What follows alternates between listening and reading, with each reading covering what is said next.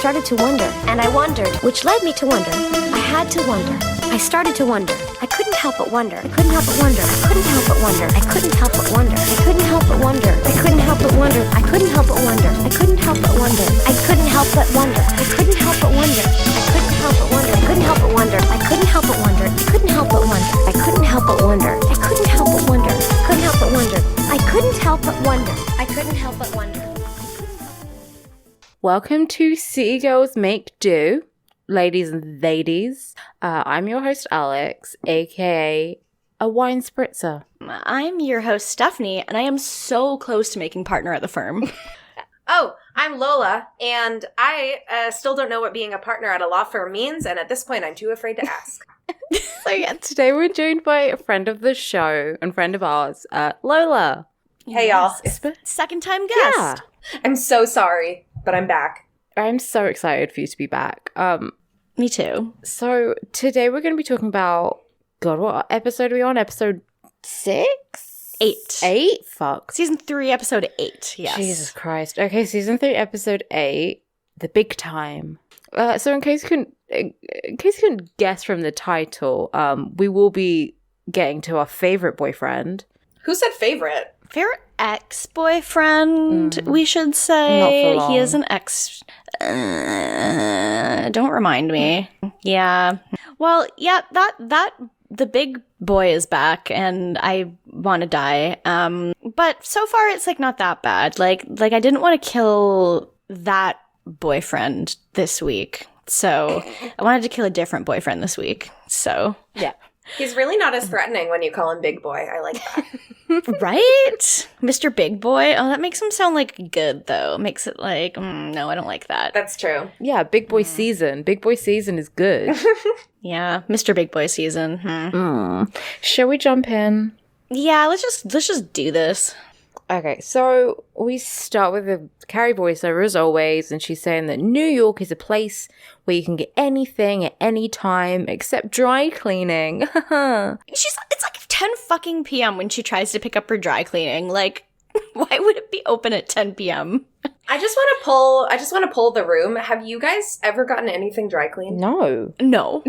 No. Okay, good, because that seems like a rich people activity to me.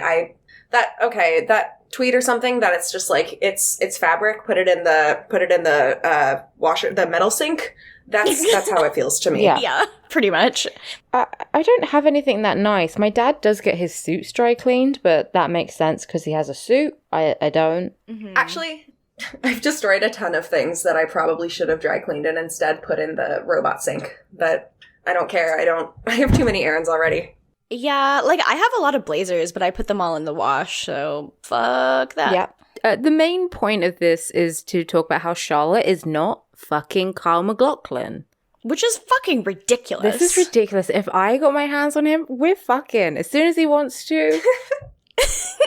Yeah. We also learn a little bit more about Trey. He's a doctor. He's old money. I hate him. Both those suck, but like he is also Special Agent Dale Cooper. There we go. He is that. And so regardless of anything about him, like he's got like not the best personality. I mean, we don't really know that yet, I guess, but like come on, he's Kyle MacLachlan. Like Charlotte, what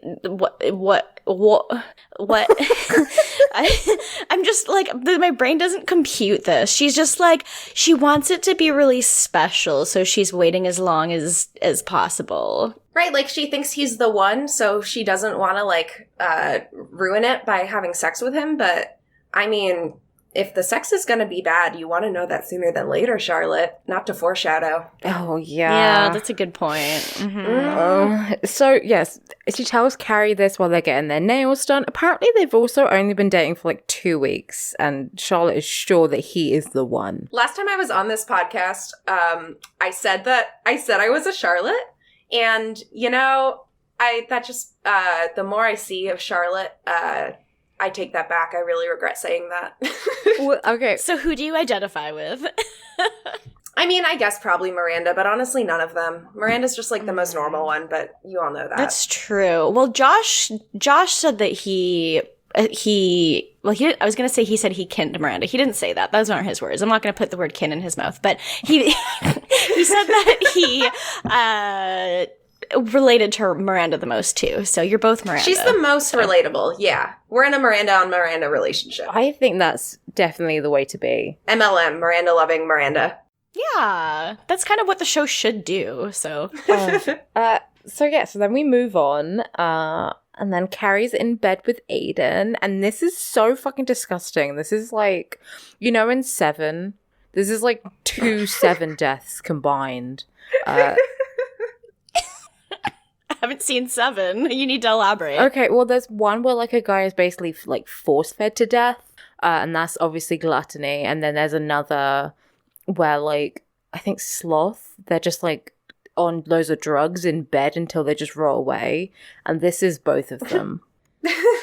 Yeah, it's like I think they're trying to capture the, like, beginnings of a relationship where you're just, like, so enamored with each other that you don't even want to leave the bed. And which is, like, fun when you're doing it, but as an outsider watching it, it's like, this is gross, take a shower. It's really gross. Like, they're just fucking and eating in the same place, and then, like, shitting, like, 5 feet away from each other. I hate it. You're not wrong. Then we move on, and we see Samantha, and she has attracted a weird neighbor who, fun fact, is played by Peg LuPone's brother. Oh. Wow. Yeah, his name's Len. He has a ponytail. He sucks. Yeah, he's like old enough that his hair is gray, but he's not like geriatric, but... He has a ponytail and one long earring, right? Yeah, like, he's gross. He's Aiden in, like, 20 years. Oh, you know what? You're right. And yeah, he's like he collects art and he's just like super forward with her. It's so gross. Like, Samantha's clearly not into it either. Like, he's just like, I'd like you to come up to my place sometime. And I just. Do you know what I am into though? Her pink suit. Yes. Yes. Same. Yes. Oh my god. She's wearing like just like nothing underneath, like a bright pink suit. She looks fucking amazing. Like, no wonder he's hitting on her, but at the same time, don't. Yeah, no, like, please do not interact. But she does look amazing. But, I mean, Kim Cattrall always looks amazing, so it's like, yeah. And then as she walks away, she's kind of just like, you're such a weirdo, why are you talking to me? Well, she doesn't say it, but she's thinking it, obviously. And then she walks away and she looks at, like, the brochure she picked up, and it's about women transitioning into menopause. And she's just, like, astonished that she would get a brochure about this in the mail. Yeah. So, yeah, then we move on to, oh my god, this is my favorite part, because they're going to get cocktails, and then later we see that it's, like, the daytime. Yeah, I thought it was like a brunch or something. They're always at brunch. Yeah, but it's like in a bar. They're at a bar and they're drinking cocktails, and then when they leave, it is the daytime. It's my favorite. I mean, I don't know what you and your friends do on the weekends, but that doesn't seem too wild to me. Well, I mean, they're at brunch, and drinking at brunch is, like, acceptable. I really feel like going to a bar is a different, like, not even the pub. Like, this is... Well, what else are you going to do after brunch? Just drink more. Yeah, you're right. Yeah, true. Had a lot of Sundays that kind of went in that direction, is all I'm saying. Valid. But I'm a bad role model. So they're talking, and obviously Samantha is, like, completely offended because she's not old and she's not going through the menopause. I loved Charlotte reading out the symptoms of menopause, and, like, she reads a bunch of them out just, like, normal, but then she, like, throws the book down because she sees, like, a mention of vagina weights. Yeah, this is where Charlotte learns about Kegel muscles. Uh-huh. Oh my gosh. And I loved Samantha because Samantha was like, honey, my vagina waits for no man, which is a really good line. That was nearly my nickname. It's so good. Nice. That's a line that Kim Cattrall was probably actually happy to be forced to say. Yeah, I feel like she was born to say that. It works perfectly. Yeah. So yeah, I think this is probably where, like, a lot of women probably found out about, like, Kegel muscles. Really? I think you're actually, yeah. This probably popularized it because I know I definitely read about it in, like, Cosmo when I was a teenager. But That's I mean, what I was thinking. Yeah. Yeah, but this probably definitely popularized it. But, like, Charlotte's the only one out of them who doesn't seem to know what it is because she's like, "What is a Kegel muscle?" And she asks if she has one. Oh god. Charlotte needs, like, a biology class, perhaps. I'm worried about her. She She needs to know that, like, literally everyone has the same muscles. I feel like Charlotte thinks you pee out of the vagina. Oh my god. That is almost certainly true. That's gotta be true. Oh god. Yeah, so they obviously, when you talk about menopause, you end up talking about periods, and we find out that they've all like synced up except from Samantha, who is like 5 days late. Or actually, no, she's only a couple days late at this point. Yes, she's only a couple days late, and she's, you know, she's worried about it, and they're talking about how it'll be nice to not have their period anymore, and I really hate that Charlotte calls it flow, because I'm like, no. Yeah, I wrote that down. Nobody calls it that except for Judy Blume, but then it came up later in the episode because the freaking old guy Samantha was sleeping with. I loved that. Sorry, spoilers. Oh, yeah. But yeah, no one calls it that. No one calls it that. And yeah, it's very adorable, but then we see Samantha's worried face. Yeah, she is very worried about, like, well, her words, you know, drying up. So, yeah. Have you guys ever, I've never had this, but maybe it's just because my mum was finished with her period by the time I started mine. But has anyone ever, like, synced up? So I have a lot of friends on Discord who, it's fun, because whenever you think about syncing up, it's like your, you know, real life friends that you see day to day. But there's a bunch of us in one of my Discord servers who all get our periods, like, within the same week of each other. So there's a bunch of us who are all pretty synced up. Stephanie, that's exactly what I was going to say. I have a group chat with my internet friends, and we all get our periods at the same time. It's bizarre. Well, I'm on the pill, so... Well, me too, but... Well, that's the thing is, I am too. It's weird, because it's like a bunch of us are. It's scheduled, but it's weird that coincidentally. Yeah, it's interesting. I've been blasting through mine, so I only get it every 3 months. So I've got loads of ovaries, you guys. Oh, nice. But like when I would go to summer camp as a teen and like be in a cabin of like 12 girls, you know, we were not on birth control or anything, and we all just like got our periods like 2 weeks into the month. Like it was just like nature waits for no woman. True.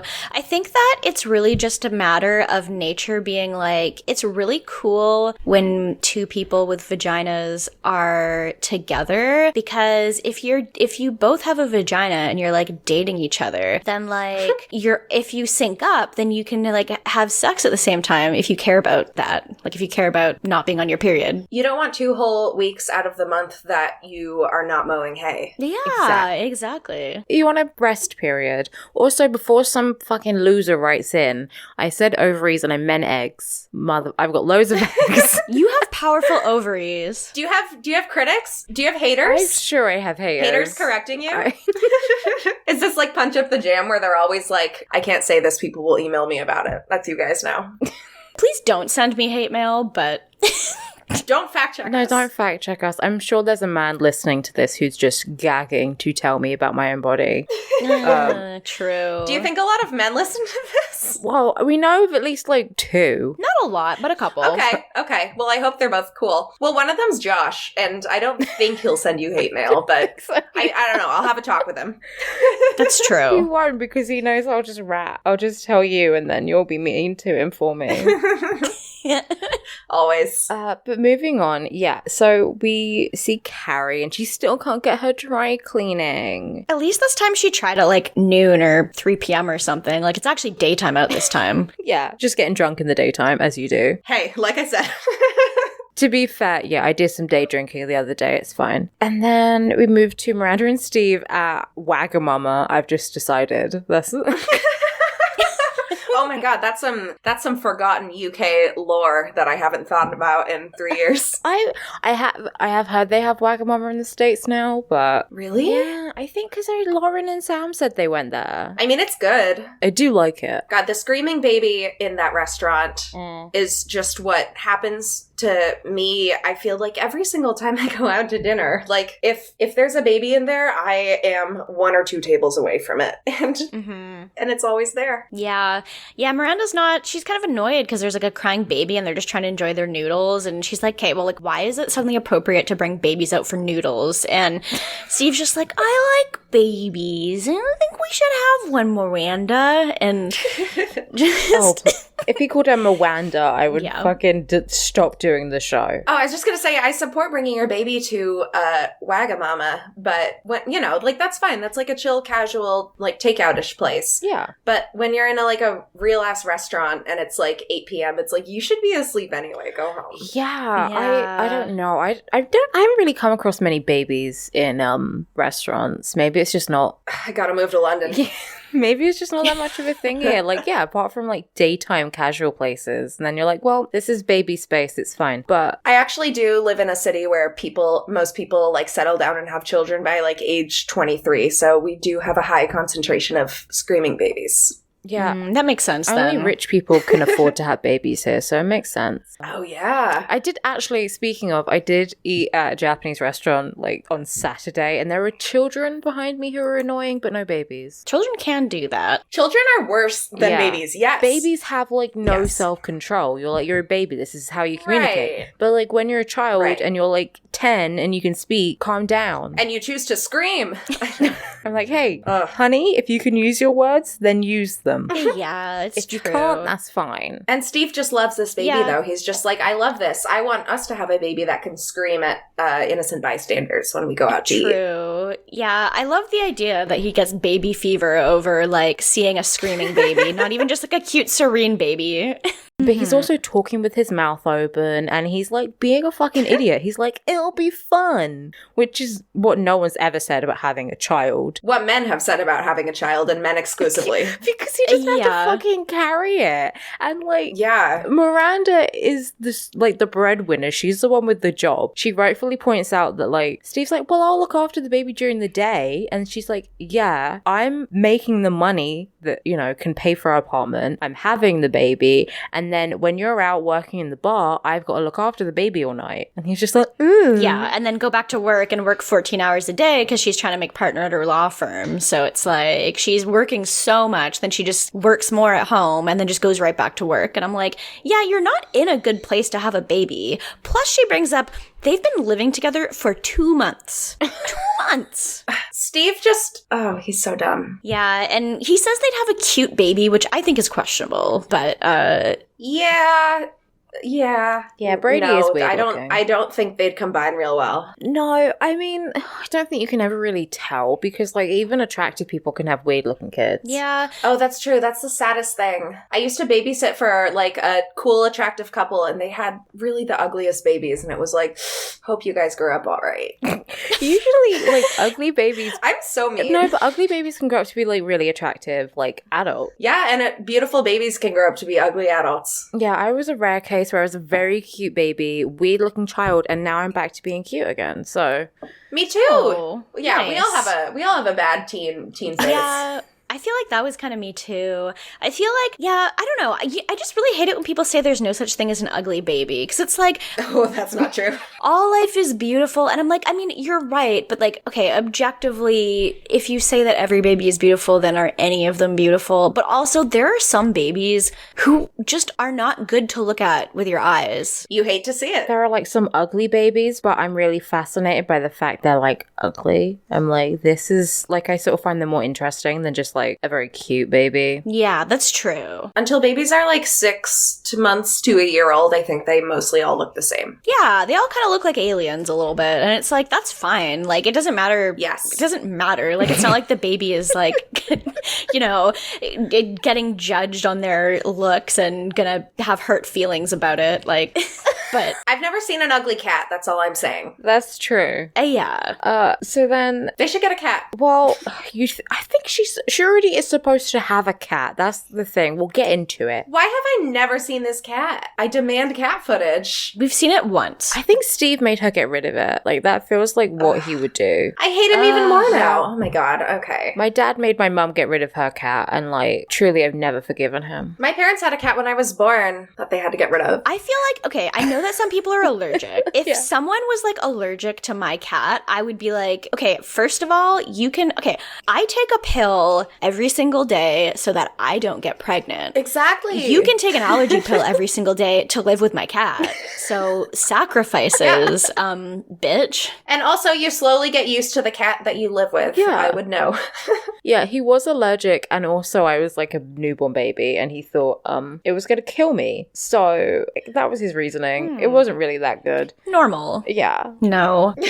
Yeah. Well, okay, the last thing Steve says before they move on to the next scene is like, Miranda's just being kind of cynical about it. Well, but she's being realistic about it. Not even cynical. I hate saying that because she's being realistic. I'm going to be the one doing all the work. I'm not in a good place for this. It's bad for, like, we're not ready for this. It's been 2 months. And he's just like, let's hope the baby inherits my positive attitude. Ugh. Like, oh, fuck off, Steve. Like, I'm sorry.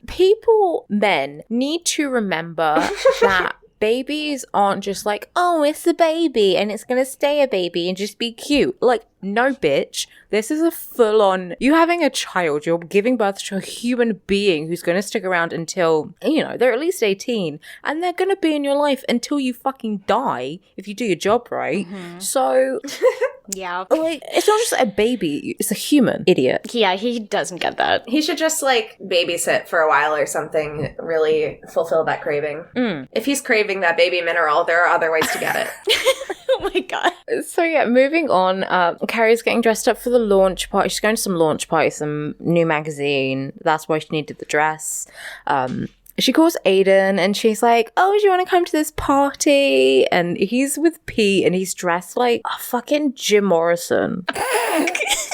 You're not wrong, yeah. She looks really cute though. She's got like these shorts on with purple leggings and it's so cute. A much better outfit than the one she ends up wearing. Yeah, true. He turns it down. He's like, I don't even remember why. He's just like, I don't really want to go. And she's like, okay. Yeah, it's just a boring boat party where she's like, oh, well, there might be some celebrities there and blah, blah, blah, blah. And he's like, I really could not care less about this. Like, they don't seem compatible at all right off the bat. Just throwing that out there. He doesn't seem like attracted to like a sort of more glamorous quote unquote lifestyle like at all. He just wants to cannot relate. He just wants to chill with his dog and make furniture and dress like a 70s reject. Like, I don't blame him. They definitely have kind of like an opposites attract energy, I guess, where it's like she's definitely very like she's very city girl and he's very country boy, kind of like not country boy. I mean, I guess we actually will get to that eventually in the future, but like he's very like just casual, not glam, not so but they have good chemistry, I guess. Before I ever watched Sex and the City, I watched United States of Terra, in which the guy who plays Aiden plays the dad, just like a regular suburban straight-laced cool dad who's like trying to keep his family together. And so that's how I saw him as, and then I saw him show up as Aiden when I later watched Sex and the City and was like, oh, holy shit. Interesting. Yeah, he's also in My Big Fat Greek Wedding, and I can't tell you a single thing that happened in that movie, but I've definitely seen it. Is he the groom? Yeah, he's the groom in the titular wedding. Yeah, okay, because I was gonna say I don't remember anything from that movie, but I remember the movie poster and I can just imagine him on the front of it now. And yeah, exactly, just like leaning a little bit, just smiling. This every movie poster in like the year 2000 was like the man leaning over. I'm just imagining like Matthew McConaughey in How to Lose a Guy 10 Days. I might have been thinking of Failure to Launch. Oh no. Oh yes. Wait, is it both of them? It might be both. It totally might be both. Yes. Oh, Sarah Jessica Parker. Maybe we just watch every single Sarah Jessica Parker movie until we die. God. Not a bad idea. You gotta do something when you hit season 6. Yeah. Patreon exclusive content. That and one thing I was joking about on Discord today, because one thing they do on the Jurgenet podcast, which is also on Noisepace, is they read things in Ben Boykovich voice. Like if you're a patron, it's like, once a week you can submit something for me to read in Ben Boykovich voice. I was like, subscribe to our Patreon and I'll read things in Steve voice. Yeah. You're so good at the Steve voice, you have to. I love it. So they're moving on to the party. It's on like a really shitty fucking boat. Like it's not even on a yacht. It's on like a tugboat. It's disgusting. It looks so gross. I could not get over this. Yeah, it's very small. This was like my 5th grade marine biology field trip boat. Yeah, pretty much. So like Trey and Charlotte are both at the party and they're telling the story of how they met, and Carrie is just like frustrated because she's heard this story about 3 times. So she excuses herself. She goes over to the buffet, which always a great sign. And then she's eating a piece of cheese, turns around, and it's fucking big. Yeah, sure is. And like, it's so awkward for her because she's just like, obviously she doesn't really want to see him. She's kind of like, great. And like pretty much tries to excuse herself like right away. I mean, she asks like, where's Natasha?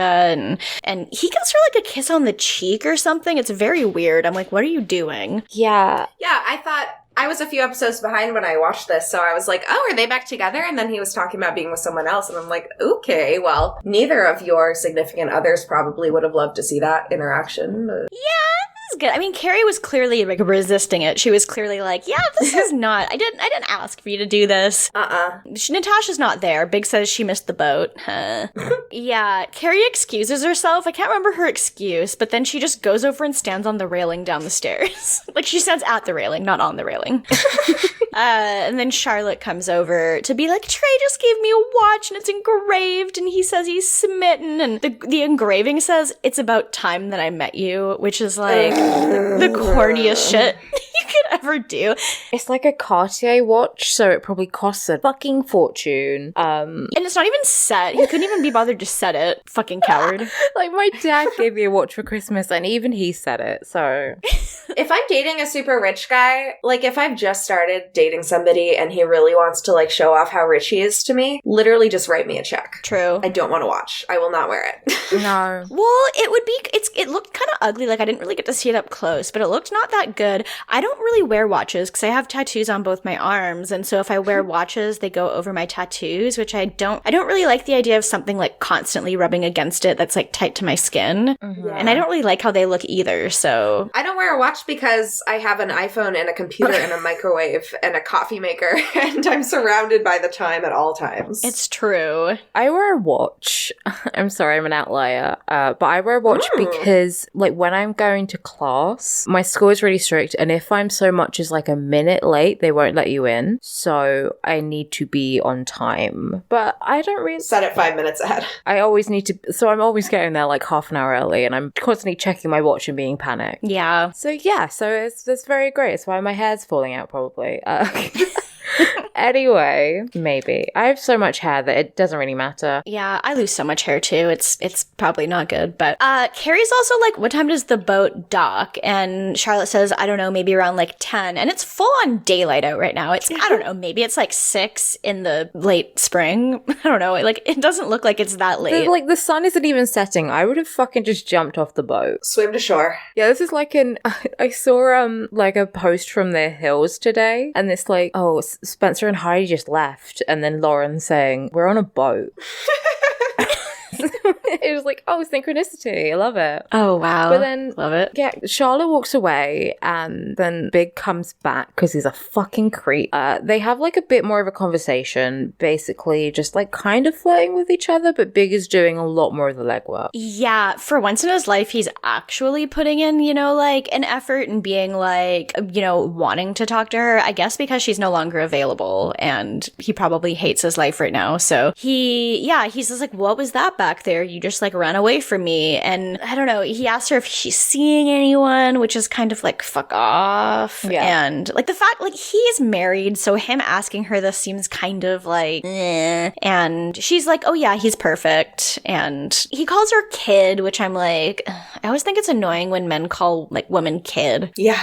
It's like, all right, this bitch thinks he's fucking Humphrey Bogart, and it's disgusting. Yeah, it's like, fuck off. And then Carrie basically does that. She's basically just like, okay, it was good to see you. And then she just fucking leaves. Yeah. She walks away. Because, like, again, she has no obligation to talk to him. Like, they broke up and then he is now married. There's no reason to be talking to her. Like, you had a shitty fucking breakup because you were a piece of shit. Mm-hmm. And they were never friends. Like, they tried to be friends. It's not like they can just pretend that nothing happened where, I don't know. Like, there was an entire episode about how they can't just hang out and not be together. So this, obviously, it's just a bad idea for him to be doing this at all. So I like that that's like the reason that they say you shouldn't be friends with exes, because, you know, you just cannot resist the temptation. But it's like, no, if I broke up with you, it's because I don't want to be around you anymore. anymore. Cannot relate.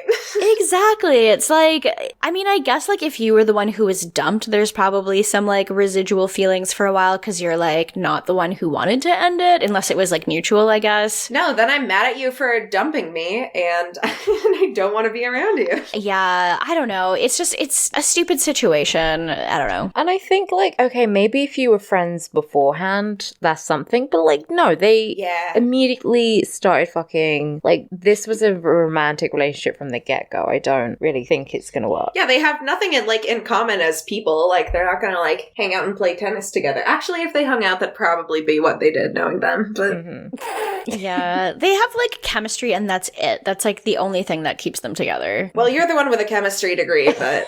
True. I know a thing about chemistry, so... So then, yeah, after the whole awkward boat trip, we see Carrie at home and her head is, like, on Aiden's stomach. They've clearly just been fucking. It's a very weird shot. Well, that's pretty much it. True. Yeah. Well, wait, was that... Oh, did we get that? I feel like I just didn't even remember that. Probably because it was super inconsequential and I was like, this is boring and I hate it. Yeah, we move immediately on to Samantha anyway, and this is a bit more... Okay, because yeah, I totally don't even remember that.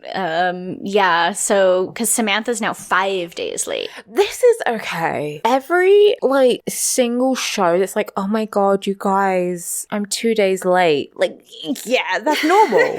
Yeah. Right. I'm a little bit weirded out when I'm late just because being on the pill, I get my period pretty much, like, I can pretty much tell you to the minute. Get it. Yeah, like, I know exactly when I'm supposed to get it. But, like, even then, if it's off by a bit, it could be just, I don't know, it could be that maybe, like, a stress thing. I don't know. There's reasons why it's gonna be sometimes late. Right. And I don't know if Samantha's on the pill, but, like, I don't know. I feel like if you're not 5 days late... But especially when you're not, yeah. Yeah, I feel like if you're not on the pill 5 days late isn't really that... I mean, like, it's only really worrying for her because she has this in her head about, like, the menopause brochure that she saw. Like, if that hadn't been a thing, like, I don't even know if she would have thought twice about it. Well, yeah, because she said she couldn't be pregnant. Which, how could she not be pregnant? You're telling me she hasn't had sex in a month? It does seem a little bit unbelievable. But maybe she just thinks condoms are foolproof? Maybe. She could be using the pill and condoms, which is, like, if she uses the pill and condoms, you have to be, like, exceptionally unlucky to get pregnant with more than one kind of contraceptive. I mean, she's probably like 40, so I mean, your fertility does go down as you age. So it just like, it is like very unlikely that if you're using contraception and you're around the age of 40 that like, it's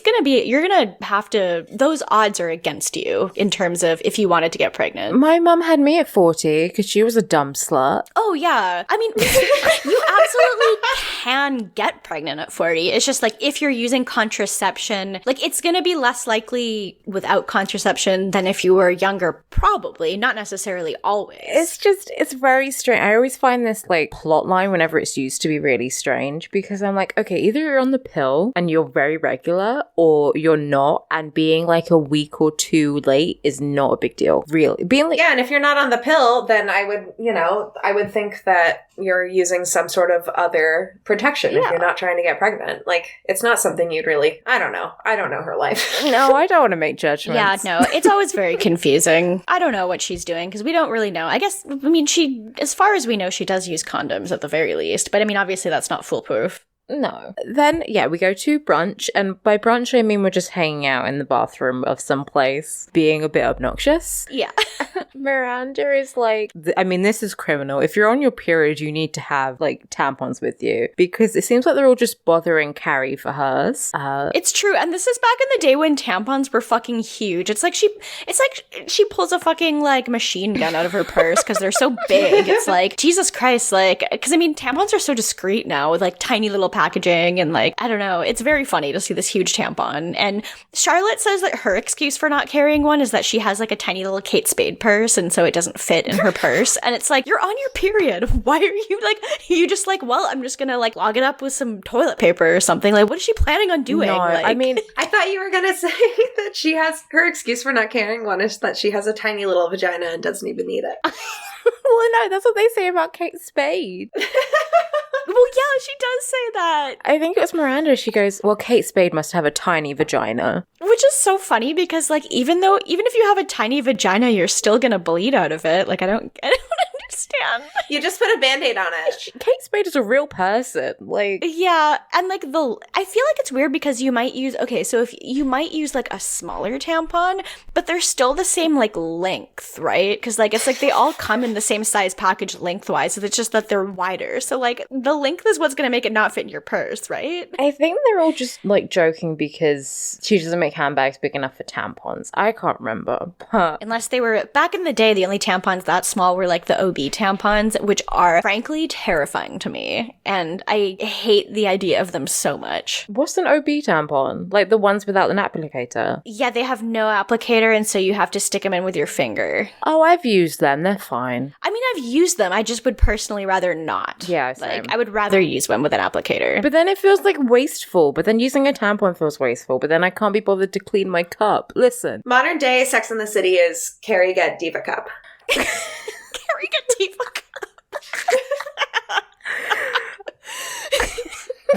True. Yes. Oh, that's a good point. Those always scare me because, like, I feel like there's no way you wouldn't feel it. I mean, at the same time, you don't really feel a tampon, but You don't. It's wonderful. Yeah. yeah, it would be good to use because I do like the idea of being less wasteful. I think definitely. No, you don't. You feel it less than with it. Because you just don't have to think about it for so much, like twice as long as you don't have to think about a tampon. Yeah, and you don't get that like ripping sensation. So it's great. Ugh. Plus, I guess you don't have to deal with like there being a string all the time. No, I hate the string. It feels disgusting. I feel like a fucking Woody doll.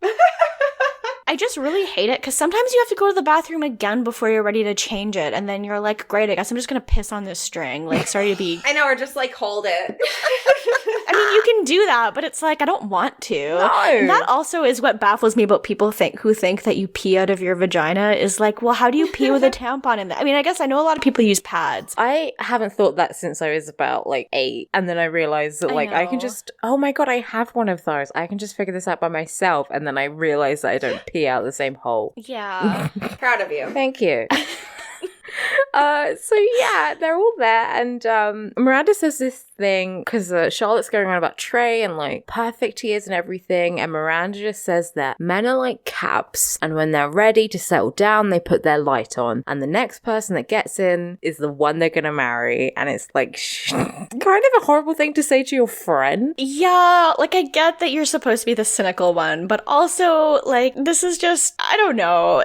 I didn't like this analogy. It's really stupid. And then they just go on about how like, oh, most women have had their light on since birth. Like, what? I mean, Birth? but I kind of get what she's saying. I feel like definitely with Yeah. like a lot of like richer guys, as soon as they're like, okay, I want to get settled down now, like as soon as the most suitable person comes along, maybe they're not necessarily in love with them, but like they'll settle down. But it's such a horrible thing to say to your friend who is like genuinely excited because she's met a guy she really likes. I do get that it's a little bit ridiculous that they've been together for like 2 or 3 weeks and she's like, I think I'm in love, and like just all this stuff when they're like very in the honeymoon phase. They barely know each other. They just so many things, and Miranda's like, you're not in love, and he's not in love either. Like, chill out. And it's kind of like, I don't know, it's kind of rude and cynical, and I probably wouldn't say this to a friend of mine. Like, I'm not gonna, kill their buzz, but I might be thinking this. So, but yeah, and then Samantha has a breakdown. yeah, because it's been 35 days since her last period, and she says, I'll probably never have it again. And then she's crying because she says she's drying up, and then,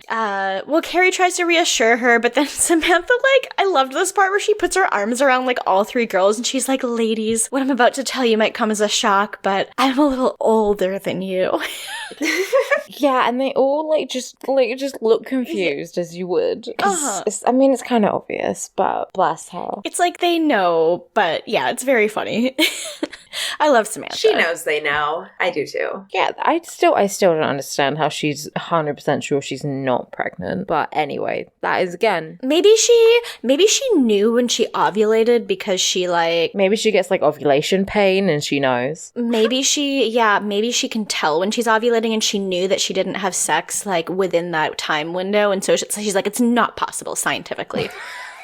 You'd have to be real in touch with your body for that. True. I would always get a pain in either side when I was ovulating, so I knew. I'm not not sure if I've ever noticed before. I know that before, well, because like, I mean, when you're on the pill, you're not supposed to ovulate. So it's like, there's been times when I've been on the pill and I'm like, oh, I'm not sure if I missed one or not. Like if I missed a pill, I'm like, oh my God, I hope I don't start ovulating. And then like, you know, when your brain like tricks yourself into thinking that like you have something that you probably don't actually have. And I'm like, is this me ovulating? And then I'm like, I'm an idiot. Oh yeah. Yeah. Yeah, so then we finally move on to a fucking question, and I was like, oh shit. Like, this is when I realized how long the episode was. Yeah, well, I realized it when I opened, because I look at the episode length every time I open the episode. I'm like, what the fuck am I getting into today? And last night I opened it, and it was like 29 minutes and fucking like 50 seconds or something. And I was like... 50? I don't remember. It was very long. It was almost 30 minutes. And so I was like, 30 fucking minutes. This is ridiculous. But,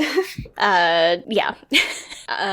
So yeah, Carrie is writing on her laptop, and she says, if I wasn't perpetually 10 minutes late, would my life be totally different? And is timing really everything? Because that's what Miranda said. She was like, you and Trey, that's not fate. It's just timing. Like, you met him when he was ready to settle down, and it just happened to be your dumb luck that you guys are getting, that you're, you know, apparently super spent with each other. So Yeah, I mean, you can argue that that's fate. It doesn't really make much sense. yeah, Right. it doesn't make any sense. I mean, I think Miranda's right that timing is a lot. Like, I think that timing can be super critical to when, you know, if you meet someone when you're in an absolute like garbage place, maybe you just got out of a relationship and you're not ready for something, you could meet someone who could be perfect for you and just not be interested. So like, I don't know. I think there's definitely something to say about timing being important, but Yeah. there's not really anything you can do about it. So Yeah, I mean, I've been in places where it's like one of us isn't in the right place and just nothing's happened, but like it's clear something could have. Like, obviously, yeah, timing is important and a big part of relationships, but I don't know. Otherwise, I didn't really see, I guess, the time of, you know, of your menopause. I guess that's the other time. I don't know. This is a very weird question. Usually it's better themed. Oh yeah, that's how she tried to tie it together. That is weird. oh, that's why the episode's called The Big Time. I was like, why is it called The Big Time? I was like, big, but what's the time? And now I'm like, oh, right, it's timing. Okay. I didn't realize that either. That's the folksy term for menopause. It's I'm getting the big time. Oh, yeah, true. Can't wait for that big time. Oh. So then Miranda is... Okay, this made me...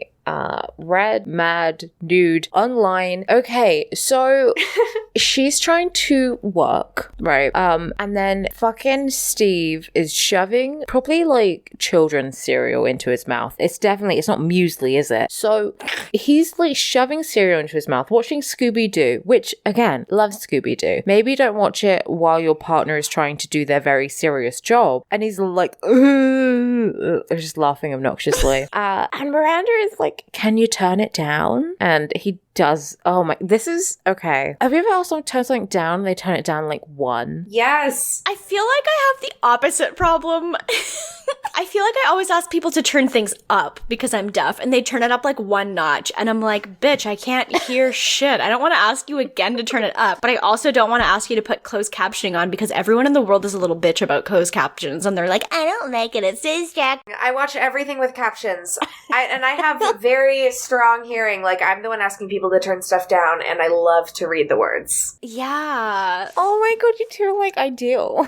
Right? Yes. I love closed captions. Yeah, no, I've definitely asked people to turn stuff down before too. So like, I yeah. do like when subtitles are on because then I feel like I'm watching like a foreign film and I understand the language perfectly, you know? I feel like I'm reading. Yeah, you don't miss things. Like sometimes, even if I can hear most of the dialogue because it's loud enough, sometimes I miss things like people's names, or I might like kind of not hear an entire line. And so like I've sat through movies before where I could not tell you what the plot was because I couldn't hear like most of the dialogue. And it's like you get to the end of it and you're like, what? I just wasted 2 hours of my life watching something. If you guys have been following me, then you've probably noticed that I've been watching Twilight and everyone just fucking mumbles. So it's really helpful to have the subtitles on. Yeah. Everyone is just mumbling and talking into their chest. It's great for film. Well, and Robert Pattinson tries to have an American accent, and it just sounds like he's like about to throw up or something. It's not good. I love when British actors are like, my American accent is just talking very very quietly. Yeah. Pretending I'm from I'm New trying York. Like, it's weird. I'm trying to imagine what he even sounds like in the movies, because I honestly couldn't remember if he kept his British accent in the movie or not, because I was like imagining it and I'm like, I think he still has it, but I think I'm just thinking of Spike from Buffy, whose accent is absolutely atrocious. It's absolutely terrible. Yeah. Maybe just everyone should just act with their own accent. And if you're like, well, that doesn't fit, like, who gives a shit? They're already pretending. It's fine. Yeah, Yeah, it's not like they needed to make Spike British. They could have just been like, he's an American vampire. Like, you could have just changed his backstory. Like, I don't get it. It did not matter. It didn't do anything for the character. And moving on. So she like goes over to him and she's like, okay, look, this is what I'm talking about. You're like, she just realizes he's a fucking baby. So she like takes her work and moves to presumably her bedroom. And she's like, yeah, I don't want a fucking child, and tells him that. Well, because she tries to talk to him while he's still watching TV, and he like won't take his eyes off the TV to have a conversation with her. It's Scooby-Doo. It's not like the plot matters. It's not like it's, it's not like Lost, where if you miss something, it's like, fuck, you're not going to understand the next like 3 episodes. Like, it's Scooby-Doo.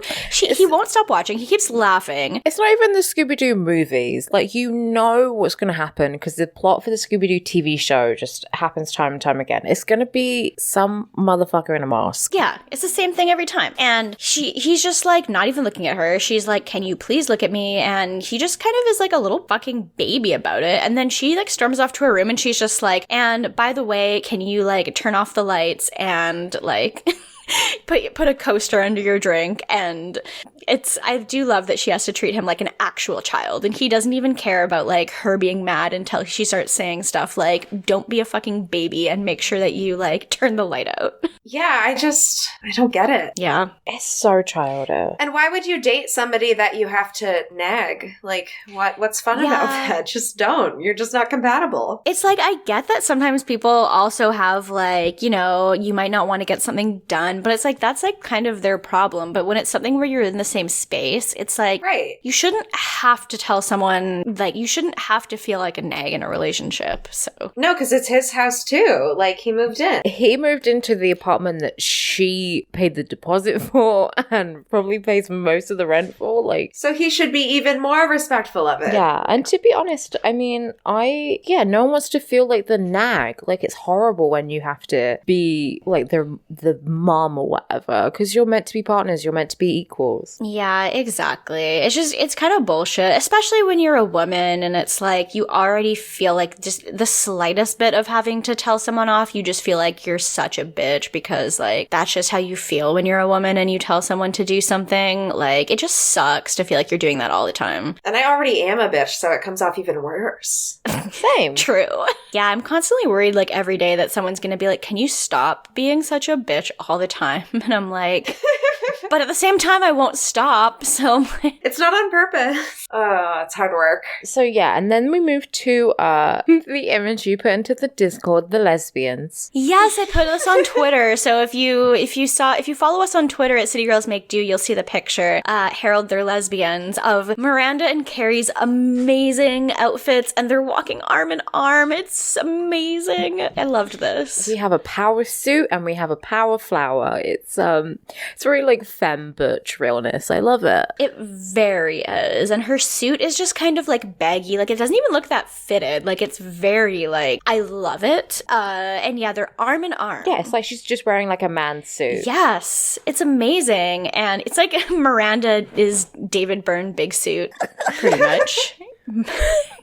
I love it. And Carrie's got this like really cute like summer dress on. It's like this bright blue dress with a huge flower on it. She's still got the big flower thing going on, which I don't love, but I'm like, you do you. I mean, she's found a niche, and I feel like whatever floats your boat. Yeah, true. So yeah, and but yeah, Miranda's sort of sharing some of her insecurities. She's like, well, is he just suggesting this to like repair any issues in our relationship? And she thinks that maybe she's just sort of like self-sabotaging sabotaging in a way, because she wants the baby anyway, and it'll probably happen like in the next few years. She doesn't have a lot of time left, blah blah blah. Yeah, makes sense. But like she even mentions they're already kind of fighting a lot, and like she's working long hours. Like it's just really they're not in a good space for it. Like regardless of if she eventually wants a baby, like it's just a bad idea, and he just wants a baby to fix all of their problems. So yeah, and if she was dating somebody who was in a position to be a slightly better parent, then maybe she would feel differently. But it's very clear that Steve is not the guy. Yeah. So then Samantha,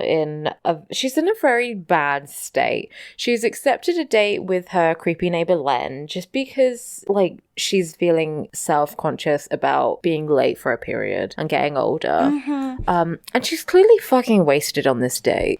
Yeah, she very much is. And she's very, like, over it and bored and, like, she looks very miserable. And I really hate the line Carrie says, because Carrie's voiceover says, like, day-old bread needed to stick together, which is why she went on this date with him. Didn't like that, but... Damn, just make some croutons. It's fine. True. And like, well, this guy's also boring as fuck. Like, he's talking about Cadillacs, and then he says, like, did you tell you have an artificial hip? Oh, yeah. It's just like, it's like, I'm fuck you with it, and it's kind of disgusting. She's just horrified by it. He's like, I'm a cyborg.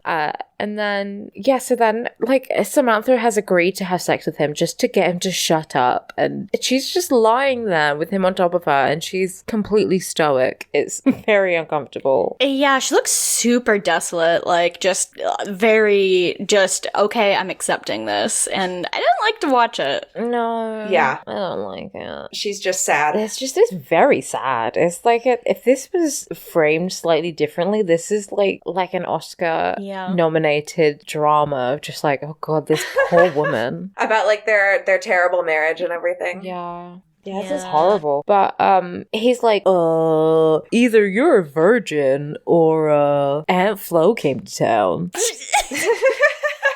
I love it. There he is. Yeah, that callback to earlier, because he's this old fart. It's great. And he says they're like $2,000 sheets, which is fabulous. That is direct action. Oh, yeah. Why would you own $2,000 sheets if you're going to have sex? Like, they're not going to be in great shape after a busy night anyway. Like, no. Just, I don't know. That's a risky move. No, you put that in the most gentlest way possible, but yeah, you're right. You're right. What podcast am I on? He's gonna come on them. So he is, yeah. Praxis is shutting your uterine lining onto someone's $2,000 bougie sheets. So jot that down. She's like super excited. She jumps up and like runs back to her apartment, and she's just like, she pretends to be embarrassed. Like, it's great. Yeah, but she doesn't try that hard. No. Yeah, he's like, there's blood everywhere, and she's just like, oh, I'm sorry. Thanks for dinner. Bye. And she never spoke to him again. It was great. Oh, that's good. Yeah, so that's pretty much it for Samantha. But so we move on to Steve, who calls up Miranda and he asks her to go meet him. And she's like, I'm at work. Yeah, and she's like working overtime, and she has a meeting coming up. I don't know what time it's now, but she says, I have a meeting at 4 and I'm busy. I can't come. And he says he thinks it'll help. And then he says, please. So she goes. She's like, fine. So what, she just cancels her meeting? Presumably. I didn't really get that part, but I'd get fired, but okay.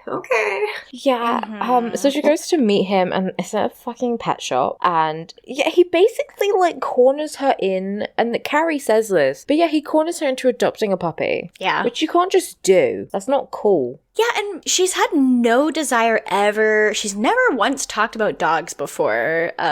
This is out of nowhere. And she's just like, okay, this is why. And he's like, it'll be like a test run, Miranda. And Miranda's just like, okay, well, who's going to take care of this little test run? And Steve says he will. So Miranda's kind of like, okay. No offense, but this was like, he is acting like a 7-year-old who's like, Mummy, please buy me a pet. pet. And then his mum is like, only if you look after it and you do the work. And he's like, I promise. Yeah, puppy please. Like, this is terrible. But just in the same way that you shouldn't impulsively have a baby, you shouldn't just impulsively adopt a dog, because that's still going to be like 10 plus years of like, that's a decent amount of money. It's a lot of work. Like, Steve can't handle it. It's still a living creature. Like, you shouldn't just do that. Yeah, no, you really shouldn't. But the thing is, like, if Miranda turns him down, that's gonna make her seem just like an awful person. And like, so she kind of has to say yes. I mean, she doesn't have to, but if she doesn't, like, she shoots down every single thing he says, because everything he says is stupid. Yeah, she can't really win, because if she says no, then yeah, she looks like the mean guy in this. And she's not, because like you said, just don't impulsively bring some living thing into your life. That seems like a bad idea. Get a plant. Dogs require so much work. Like, there's a reason why I have a cat and not a dog. It's like they take so much effort. Like, you have to take them out multiple times a day. Like, you can't work 14 hours and then just like not see it. Yeah, like, love dogs, but will not get up at 6 a.m. for any living being. No. That is not paying me. True. Like, quick revision. I have gotten up at 6 for work before, but only for that. If you have a baby, are they gonna have to pay you? Like, what's gonna happen? Oh, me. Yes. No, absolutely. Okay. Yeah, that's fair. I feel like... No, I'll get them into modeling. They'll be like a baby food model. I would have to assume my baby would be exceptionally cute. I'll never know. That's true. Yeah, baby Fashion Nova. Cute, like a baby influencer. Oh, God. That's so sad, because it's probably true. Like, that probably is a thing. Oh, they definitely, yes. Yeah. Well, it's more like the moms, shill the baby products mostly, but they're still totally profiting off their baby. Actually, yeah, that's what I would do. I would just get on Instagram. Okay, great. All right, so I'm all set. Cool. So then, Trey and Charlotte, they're making out at her apartment, and he asked to come in, and she's like, no, I don't want to fuck you just yet. In less words. Yeah. And then, yes. So, like, she closes the door, then he knocks, and she's like, and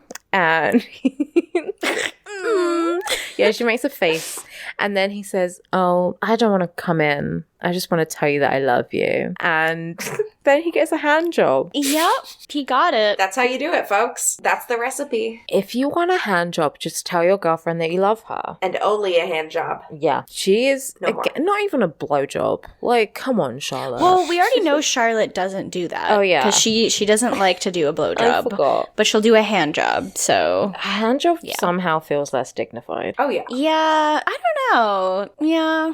I mean... I'm thinking about it. You can just do a hand job yourself. I don't really know what I'm going to add to it, so... Mm-hmm, true. Exactly. Like, I'm definitely not doing it as well as you could do it yourself. Yeah. So, I mean, you can't suck your own dick, though, so... Not unless you're Marilyn Manson, so it's fine. Plus, I can do more damage with my mouth than I could with my hand, so... Damage? Yeah, like, I mean, like, if you're thinking about it in terms of, like, what power could you wield given the chance, you can do more damage with your mouth than your hand, so... You can damage his HP, his magicka. Oh my god. My friend posted a really horrible joke in our Discord server the other day, and I feel compelled to tell it now because it just is related to damaging penises. Oh, please. But, okay. So, fuck, how did it go? It was like, okay, so what does someone who's into cock and ball torture say when they also don't like dirty talk? Ooh, I don't know. I'm scared. Pots and pans may break my glands, but words can never hurt me. Ew. That's disgusting. Was that Colin? Yeah. There you go. This is a really bad joke.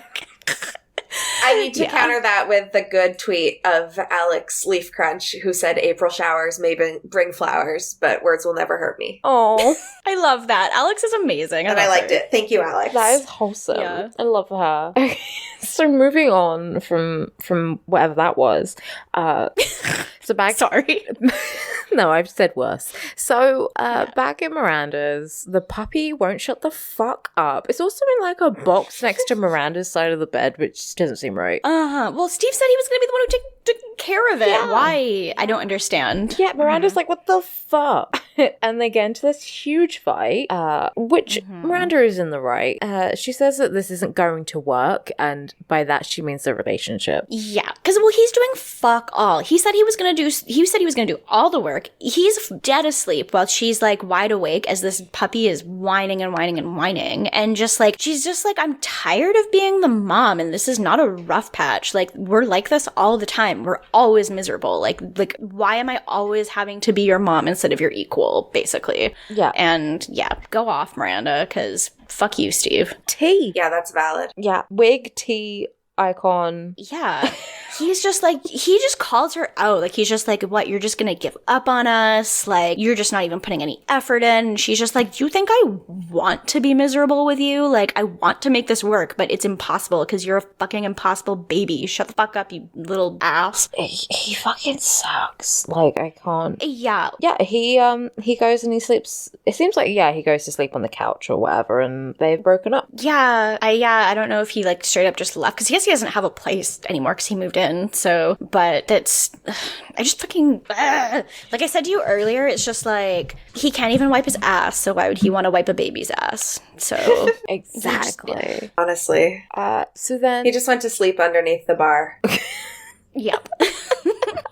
yeah, then we find out that the next day Miranda made partner at her law firm. Yeah. What is it? I don't know. No, I mean, I don't know either, but it's good, I think, so. I don't know, like, okay, is this even that exciting when there's 15 partners already? Yeah. Because I was like, oh, if she made partner, it's probably like, there's probably like 3 or 4 of them, but there's 15 of them, so it's like, okay, so.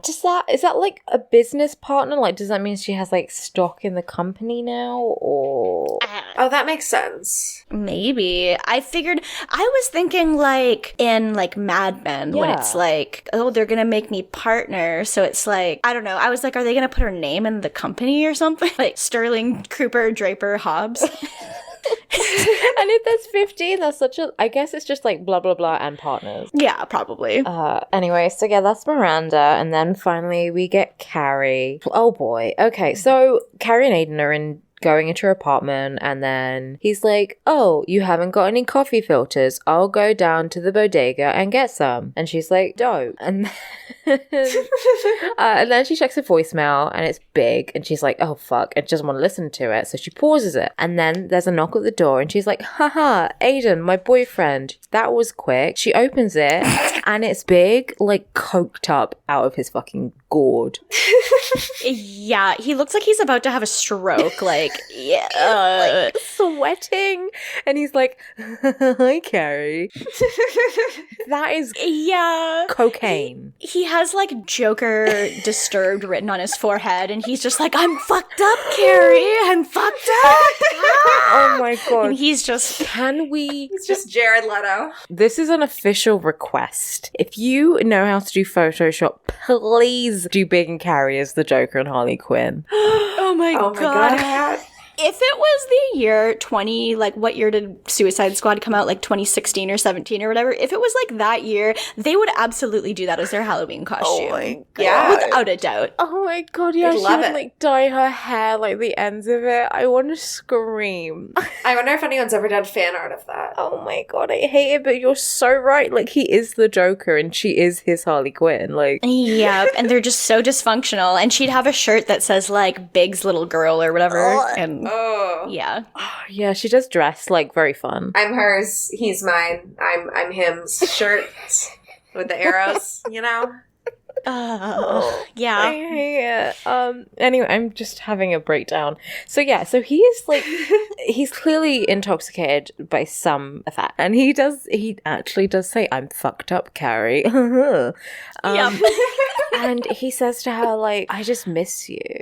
Wait, no, he doesn't say that. He's like, she says, why are you here? What do you want? And he's like, I don't know. And so she just closes the door. Yeah, she's like, go home to your wife, and yeah, closes the door on his face, and I guess he just leaves. He doesn't seem to harass her anymore. And he's like, before she closed the door, he says like, oh, that was Mr. Perfect, wasn't it? And Carrie doesn't really say anything. And then he tells her to check her voicemail. So she plays it and he says, oh, I just miss you. Yeah, you can't stop thinking about her. Like, fuck off. You have a wife. Eat your own asshole. Like, ugh. On top of it just being bad form to message your ex and be like, I miss you. Yeah, when you're married? When you're married and you know they're dating someone. Yeah. Really shitty behavior. Well, he is fucked up. He's fucked up. I hate this guy. The thing about Big is I feel like we all know a Big and we all hate him. So Yeah. Actually, I don't know if I know any bigs because every man I know is like a beta cuck, so I don't know. Honestly, the first person that came to my mind was this guy I went to high school with who was like, he wanted to be Don Draper. oh god. And he definitely had big energy. Like, I feel like they would get along, Big and Don Draper. Yeah, my Big is the guy I had a really huge crush on, and then I slept over at his house, woke up hungover and realized he had like Donald Trump's Art of the Deal in his house. No! And I was like, no, what's that doing there? And then replayed like every conversation and realized it was a huge red flag. Are there like Trump fans in England? Well, he was like, oh, I don't really agree with his politics, but like I respect him as a businessman, which is bullshit because he's not a very good businessman. Not at all. Yeah, that's a horseshit excuse. Yeah. So I was like, oh fuck, shit, and then we kind of just grew apart from there on, unsurprisingly. I hate when you find out that something is like I recently saw that someone that I have slept with before on Facebook is apparently attending an Elon Musk event in a town, like not where I live now, and I'm like, that's gross. That's just yeah. Don't like that. I honestly regret letting anyone near me. I really feel like there should be an entrance exam for my vagina. Yeah, somebody I slept with like 5 years ago, like I stayed Facebook friends with him, and like a year later he was just full on scene, like 2002, like MySpace, like the straightened hair and the fake glasses, like the whole deal. It was really jarring. Yeah. I could deal with that. I cannot deal with someone going to an Elon Musk event. But becoming a scene kid, that's kind of cool to me. I'm like, oh, live your truth. Yeah, being seen isn't really a choice.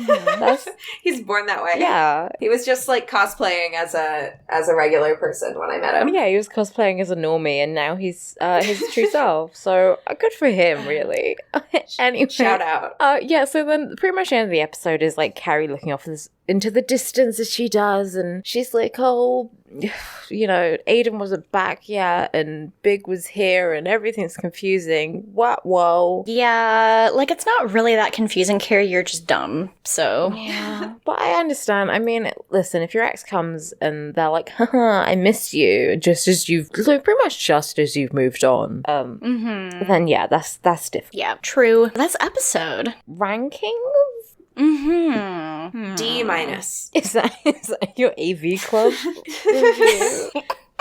You know, that's probably not too far off if I was going to give the episode a grade, but it wasn't great. Would you give it an F+? Oh. That was bad. there's not many episodes of Sex and the City that I would give an A to. Like, there's a couple. Like, the Post-it Note episode, I'd give that episode an A. Yeah. But, like, there's not many episodes that I would. The LA episode. Oh, the LA episode is good. With Vince Vaughn. I'll be back. Maybe next week with the funky tasting spunk. Oh, wait, no. Oh. Yeah. Because I know what Carrie does, so maybe not. Oh, true. But, like, we'll get there, I guess, but... I totally forgot. I'm gonna watch it when we're done recording this. She does the nasty. She does the worst thing you can really do in a relationship and be a dirty little cheater. So that's not great. Anyway, yeah, I think I'm gonna put... Who am I gonna put at the bottom? I know, it's really difficult because, like, everyone is valid and invalid in their own ways this week. Mm-hmm. Right. I guess, like, Charlotte, because she's kind of annoying and doesn't carry a tampon with her when she knows she's on her period. True. Maybe Samantha. Like, it's not really her. It's just, like, it was kind of sad seeing her all fucked up and miserable about something which is pretty natural. Well, obviously very natural. Yeah, I just didn't think it was a very fun plot. Like, I was kind of like, I mean, I don't think the story itself is that interesting. Well, especially when it just ended with her getting her period. It's like, then I woke up and it was all a dream. Yeah,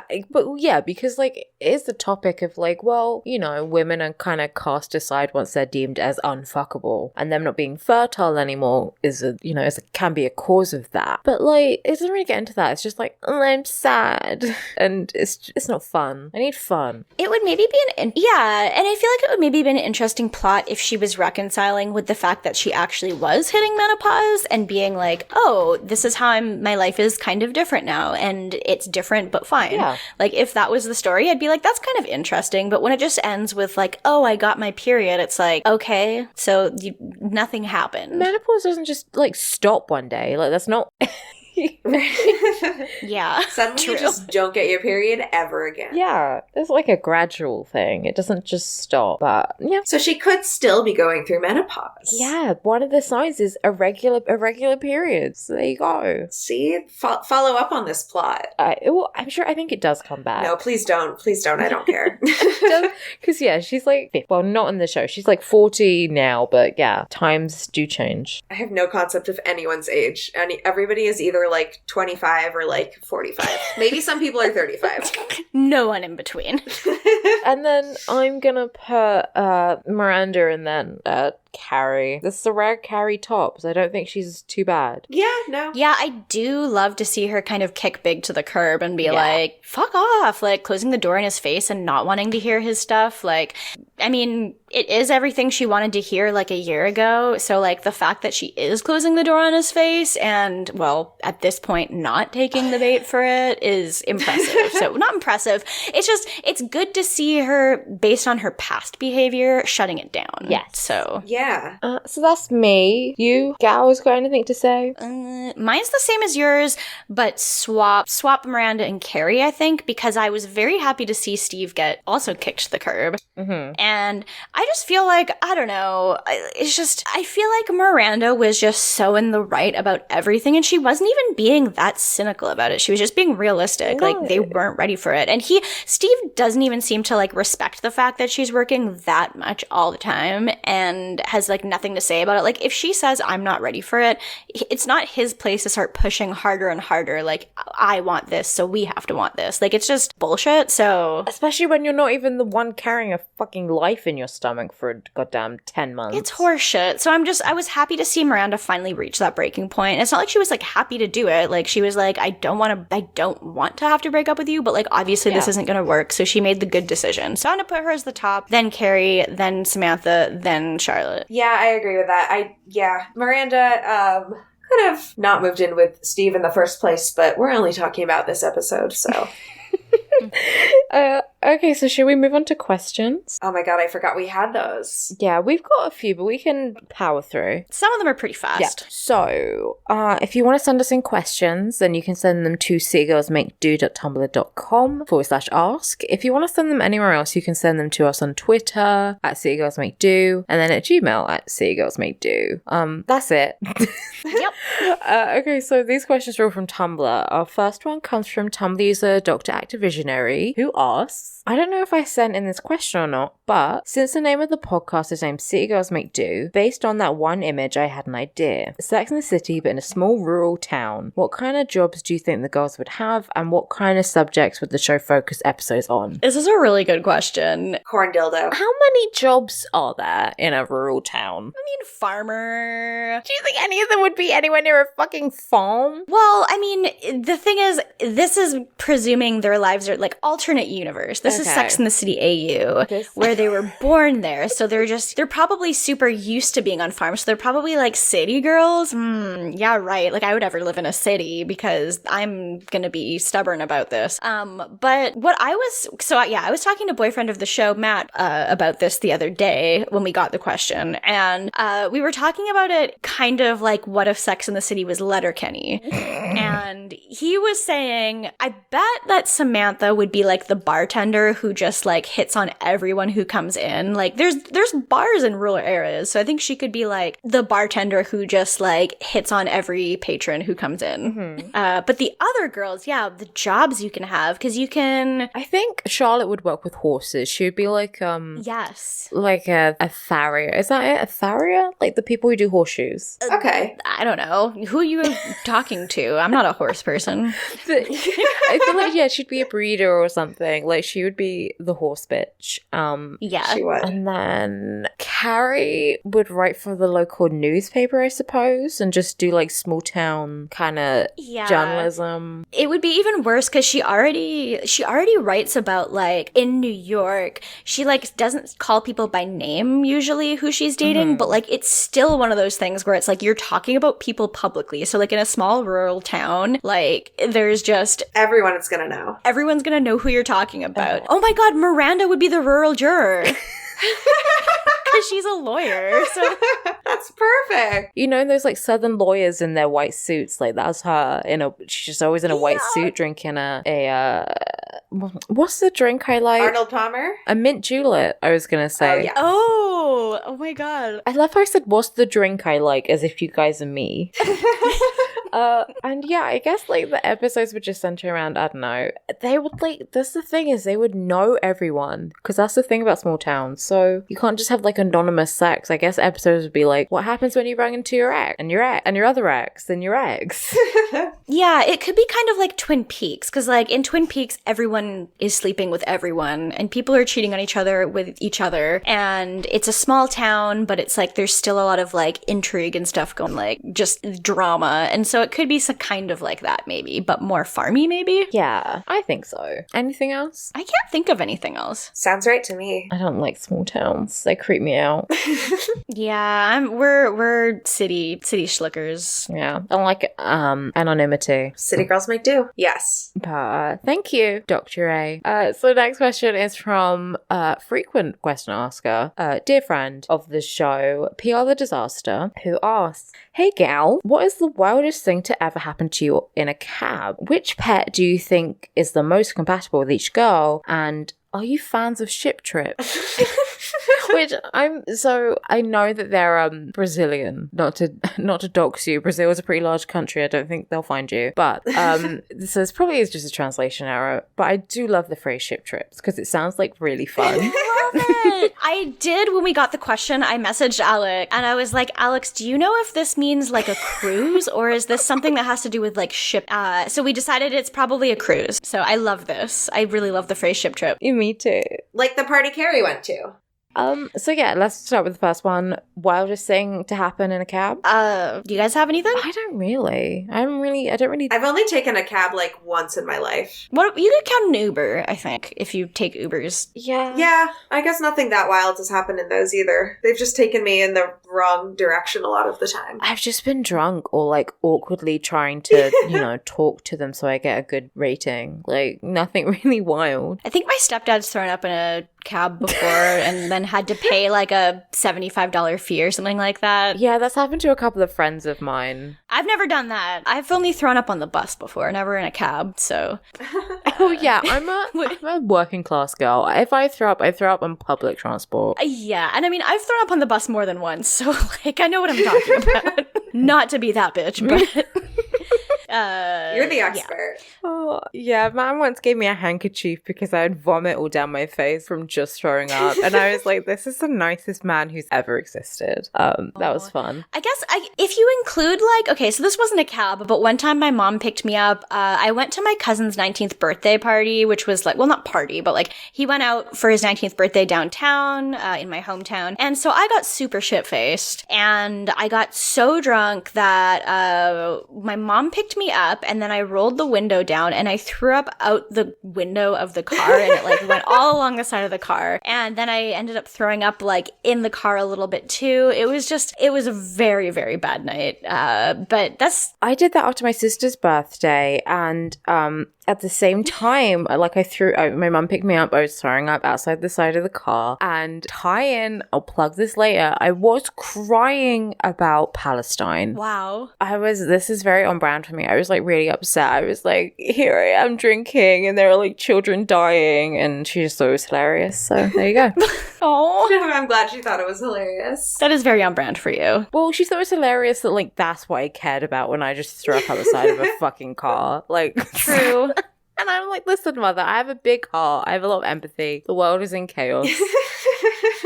So yeah, next question was phone closed. Okay, next question. Which pet is most compatible with each girl? I feel like they shouldn't be allowed to look after animals, apart from Miranda. No. They should all have like sea monkeys or hermit crabs or something, maybe. Or just plants. They should all just have a beautiful houseplant. Miranda's supposed to have a cat. So Yeah, we don't know where that cat has gone. It might show up again. Maybe Yeah, it she used to. adopts it back again after Steve leaves. But yeah, I feel like a cat is Miranda. Everyone else I really don't think should have a pet. Charlotte does get a dog. but terrible decision. It doesn't work out for her. And then I mean, she's horse. Samantha's too busy fucking. Charlotte could have a horse, actually. She could definitely like own a horse and be the girl that like visits her horse and rides it every day. Well, she used to. Although that's probably really hard in New York City. Yeah. When she was a child, yeah, she had a horse, so that makes sense. And then are we fans of ship trips? Yeah. No, wait, no. Love to be on a boat. I don't like being on a boat. I mean, I like it for the Lonely Island song. I don't really like actually True. being on boats. They make me feel ill. Being like in the indoors boat, like a boat that I can't, see out of or anything is like, yeah, that just makes me seasick. But I like to feel the wind and watch the waves, but I will never go on a cruise. No. Yeah, I have no interest in going on a cruise. I would way rather go on like an actual vacation to a place and just like go there. Like I don't really have like, I mean, if someone else paid for me to go on a cruise, I'd be like, sure, I'll go, but I'm not gonna pay myself to go on a cruise. I'd rather do other things. I don't mind being on boats, but it depends on the boat. Like I love the boats that are really small and go super fast and you just go like boom, boom, boom, boom, boom, boom, Yes. and you like bounce up and down and it's like, woo. But I don't want to be on like a really, really big boat. Like there's a boat that takes you, a ferry that takes you from Seattle to downtown Victoria, and it is like a medium-sized boat and it goes fairly fast, and it's just the waters are so choppy that you just feel sick the entire time. It's awful. I'd hate to be on that for any longer. I don't like ferries. Have you ever watched Grey's Anatomy? No, but tell us all about it. You don't want to be on a ferry in Seattle, is all I'm saying. There's a very iconic episode with a big-ass ferry crash. Oh my god. I've never, okay, this is me being bougie here. I've never been on a boat where I haven't been somewhere warm. So, Yeah, that's a good point. like, because every time I've been on a boat, I've been on holiday. So, like, I've been in, like, crystal clear waters and stuff. And it's been pleasant. But, like, I don't know. I haven't enjoyed the boat so much as I've enjoyed the scenery around it. I like the swimming part of it. Like when I was in Tobago, we went to this like really, I can't remember what it was called, but it was like literally like see-through water, and like we swam. Wow. And it was lovely and it's great. I recommend it. Beautiful, beautiful island, right? That's fun. Being on the boat was the worst part. Like the swimming was the good bit. So I would probably go on a yacht. I would love to go on a rich person's yacht and be murdered. That's very good. I mean, I'm pretty used to being on boats because I'm from Victoria. So, like, if you want to get off the island, you have to take a boat if you're not flying. So, like, if you want to go to Vancouver, you have to take a boat. If you want to go to Seattle, you have to take a boat. So, like, I've taken the ferry from Victoria to Vancouver like a million times before. And I don't know, you end up being on boats in pretty shitty weather a lot because it rains all the time there. So, like, you just stay inside the whole time. It's not very, like, amazing. Like, the scenery is nice because British Columbia is beautiful, but, like, it's not, a tropical vacation. Yeah, that's the thing. I always see, if on the rare occasions I'm near the Thames, like in the city, I'll always see people like on little like boat tours and stuff, and I'm like, that's disgusting water. I don't know why you're even near it. We just got another question. Oh, fuck. Okay. It's really good. It's from Alex Leaf Crunch, and I love it. Oh, okay. We'll get there later, but sorry, I'm just laughing because I read it and it's really funny. Okay, well, let's move on. Another friend of the show, guest of the show, asked a question. Also, thank you. Let's move on. I'm tired. So this is from Summer, aka Interstellar Princess on Tumblr, who asks us, well, actually, these are two questions, so I'll get to them. Have any of you ever run into a big ex unexpectedly? How did you handle it? And then also, fuck Steve, thanks. Mood. So yeah, have you ever run to a big X unexpectedly? Not really an ex per se, but that guy previously mentioned who turned out seen, like maybe 3 or 4 months after we stopped talking, I ran into him at a huge music festival, like a really, really, really big one where you would not ever run into anyone that you don't know. And he was right there, and I walked directly in the opposite direction and just walked away and avoided him. And then, like 2 hours later, I was just walking somewhere else, and he walks up again and is like, "Hey!" And I'm just like, "Ah, shit." So then I had to hang out with him for a bit. But Oh, no. so I tried. Steph? So unfortunate. I haven't. No, I mean, I only really have one big ex, I guess, and he lives in a completely different city as me now, and I haven't run into him since the last time we talked in person. So, nope. That's good. That's the way to do it. It is very good. As I said, it's on site if I ever see your ex.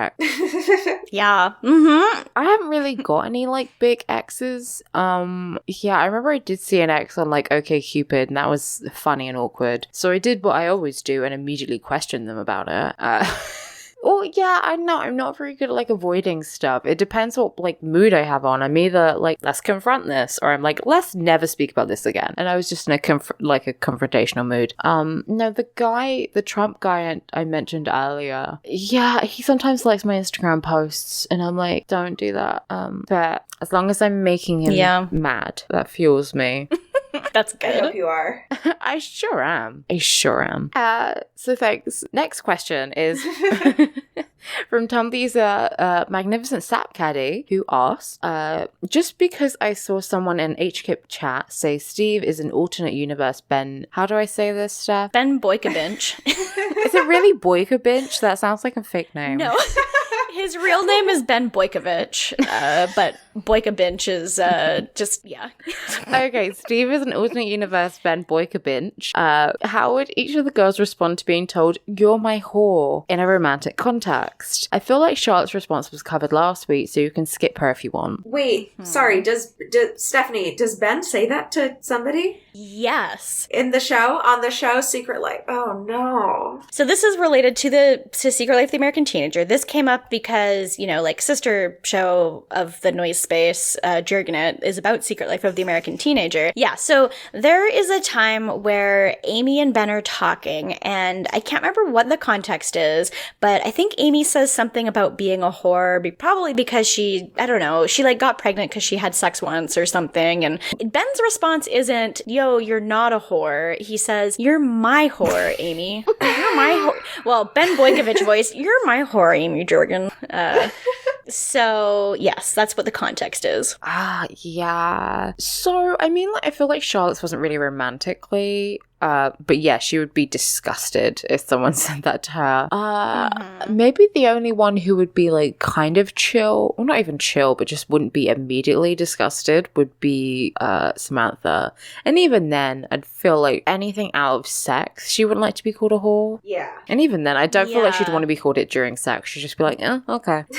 Yeah, I agree with that. I feel like, I don't know, in a romantic setting, maybe it would make it seem like it's less, of a serious relationship thing and more of like a fun sex thing. But like still, I don't think anyone really wants to be called a whore. Like it's not, a term of endearment. Don't really want my romantic partner to call me like a slur used to demean women and specifically sex workers. I'm not, not really my bag. Just say I'm pretty. Like, Jesus Christ, it's not that hard. Right, and why would you be calling yourself that in the first place in order for him to qualify that it's yours? His, whatever. I've lost my mind. Yeah, Ben has killed me. Okay, so, next question? Yeah. Alright, this is from, do you guys know Venusophobia on Tumblr? Who? Her? Rings a bell, I don't know. I don't know her. They are, I know I said they, I'm trying to keep up the ruse, the mystique. As you can tell, I'm an actress. I've had training. So Josh asks, "Hey, long time, first time. My question is FMKB. The B stands for BFFs for the girls. Also, hi Lola, love you." Aw, hi Josh, love you too. Aww. So B is BFF. B is BFF. What we doing? Obviously, I'm gonna fuck Samantha. I was gonna say Charlotte. You'd fuck Charlotte? Yeah, I'd kill Charlotte. Okay, so no, I was gonna. Okay, I would kill Carrie. I would BFF Miranda. I would fuck Charlotte just because. Okay, you know, like when you're growing up and you're a woman who's interested in other women, how there's kind of that overused trope that's like, oh, what if you're with a woman who's never been with another woman before, and it's like kind of sexy that you're like, I'm gonna show her what to do. Oh yeah. I feel like I always was really into that when I was growing up, so I'd be like, oh yeah, Charlotte's just super innocent and she's never been with a woman before, so like she's gonna realize what she was missing out on. Oh my god. You'll show her the way. Mm-hmm. I mean, okay, yeah, but who's not gonna fuck Samantha? So I'm going with her. Lola, who's your fuck? It's also Samantha. Okay, marry. Actually, What? I think I said Miranda BFF earlier, but I would marry Miranda BFF Samantha. Okay, I would marry Miranda. Yeah, me too. And then I'm gonna BFF Carrie so I can steal her clothes. Yes. Ooh. And that, I mean, listen, like, and you need a friend who's just like messier than you. Yes, you really do. I love, shit, that's all my friends. I feel like I'm the messy friend. Like, I'm the one who doesn't have my shit together. So I need someone who is like worse than me. I'm sorry. I like technically have my shit together, but I don't really identify as a person who has my shit together. So I like people that don't. Yeah, exactly. And then I would kill Charlotte because she's a Republican. Yeah, we don't need her. True. That's a good point. I feel like if you're not killing either Charlotte or Carrie, then like, what are you doing? Yeah, I mean, I feel like Miranda and Samantha are so perfectly made for marrying and fucking respectively. She's wifey material. I don't know what else to... Yeah, I feel like that's the valid makeup is either kill or BFF Charlotte or Carrie. Like, that's it. I'm still gonna say fuck Charlotte. I'm sticking to my guns. I'm dying on this hill. I believe in you. Yeah, you're a host. You can do that. It's fine. Yeah. True. Last question. This is Alex Leaf Crunch, lowercase Alec. Asks if Kyle's character in this show added "and ice cold" to the end of his catchphrase, what would that catchphrase be? Okay, so I'm pretty sure she sent this ask because of the meme I posted in the City Girls Discord the other day, which I'm scrolling up to read now. And okay, so it's the screen cap of Kyle MacLachlan in Twin Peaks where he's got his cup of coffee and he says, "You know, this damn fine cup of cummies." No! Yeah, so, and ice cold. Oh, that's disgusting. Yeah, I know, it's awful, but obviously I had to share it to that Discord because, I mean, come on, it's Kyle MacLachlan. It's the brand. Yeah, It's the City Girls brand. It's for us. I don't know. His catchphrase is, I can't get hard. And ice cold. And ice cold? I can't get hard, but boy, am I ice cold. Oh. What else does he even say in the show? I got you a cardboard cutout of a baby and ice cold. I have a weird relationship with my mother and ice cold. Yes, exactly. Oh, dang. I love it. No, I won't sign your prenup and ice cold. Truly, Kyle MacLachlan is one of the only pure good men alive, and just like his April Fool's tweet was really the only valid April Fool's tweet that anyone made, and so I really respect him for that. Yeah, like this is the thing. April Fool's jokes where it's just like silly. I'm 100% here for. Where it's like, I'm only drinking iced coffee from now on. Yeah, that warms my heart because it's just It's fucking really good. wholesome and fine. Like you're not being mean. Yep. You're not sparking some internet debate I don't care about. Like it's good. It's wholesome and pure and good. And I love Dale Cooper and Kyle, so it's very good to me. Yeah. I can't wait for Kyle.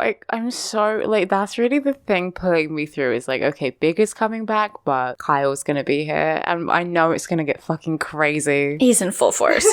Oh yeah, I can't wait. Okay, so I think that's pretty much it for the show. That's all our questions. Like I said, if you want to find us anywhere, we're City Girls Make Do, on Tumblr, on Gmail, on Twitter. Do you want to plug anything, Lola? I have nothing to plug. What about your Twitter? I don't do shit. Yes, my Twitter is at salt__lamp. It's good. Nice. I have a salt lamp on, like, I have 2 salt lamps in my house, so I'm into that. I decided my horrible tweets should not be attached to my real human name. That's probably a good idea. I haven't decided that yet, because, like, a lot of my friends have, like, professional Twitters where they'll be like, Oh, no, just professional Twitters. I don't get it. I could never. well, like, a lot of them will be talking about, like, you know, jobs and stuff and replying to and following, like, theatre companies and stuff. And I'm doing that, but I'm also like, haha, big dicks. Yeah. You're also Dork Phoenix 69.